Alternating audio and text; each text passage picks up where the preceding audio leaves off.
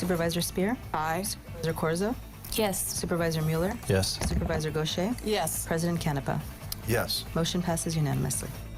A breaking news update this evening on the year-long saga of embattled San Mateo County Sheriff Christina Corpus. County supervisors have voted unanimously to remove her from office effective immediately. Good evening, I'm Ama Dates. And I'm J.R. Stone. Today's vote ends months of investigation, acrimony, and political wrangling over allegations of corruption, retaliation, and abuse of power. ABC 7 News I-Team reporter Dan Noyes has been following this battle since the very beginning. He's live from Redwood City. And Dan, Corpus stayed defiant right up till the very end. That's right, Amma and JR. The public comment in this hearing was really back and forth. You know, there was no clear winner. But that was after the sheriff and her legal team took one last shot, a 40-minute closing argument.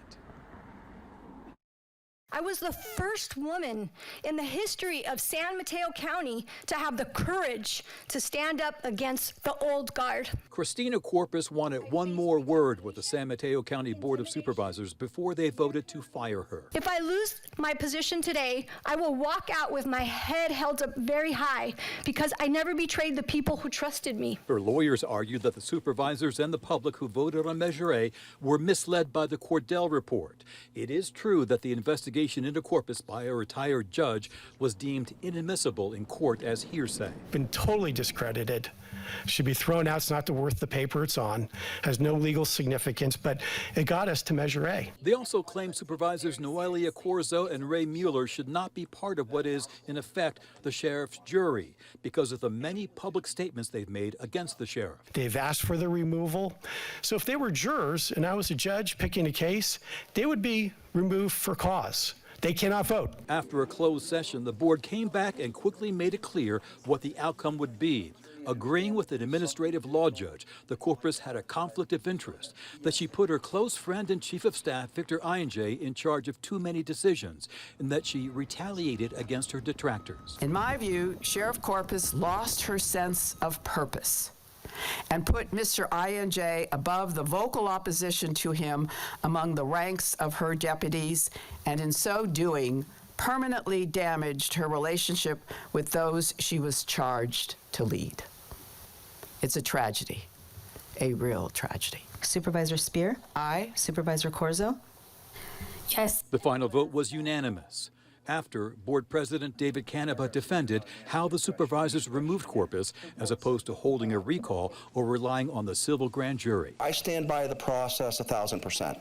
I think the process was clear, it was transparent. It wasn't like it was a rush to judgment. After the hearing to remove her, I reached the former sheriff by text about her firing. She said, "I will be okay. They don't deserve me." Corpus also told me she retired under duress today so she and her children could get health coverage over the coming years. In Redwood City, Dan Noyes, ABC 7 News. Dan, Christina Corpus been under fire essentially since she took office in January of 2023. I know you've been following this that entire time. The Cordell report came out last fall. This saga has been going on a long time. Is it over now? You know, JR, it's been a long time, but it's not over yet.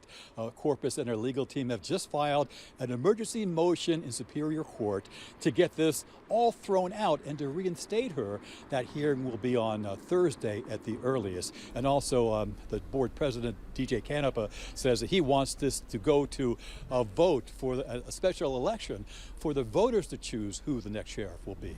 JR, Ama. All right, a lot to continue to cover. Dan, you're all over it all. Thank you so much.